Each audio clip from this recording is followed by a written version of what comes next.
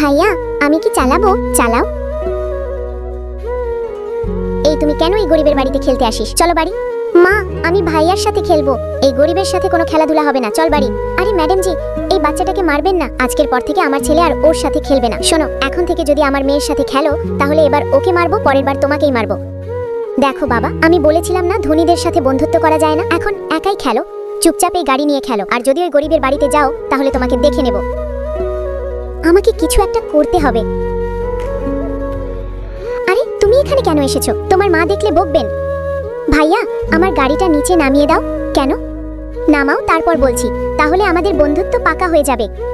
আচ্ছা ভাইয়া আমাকে বাঁচাও। দাঁড়াও মা, মা।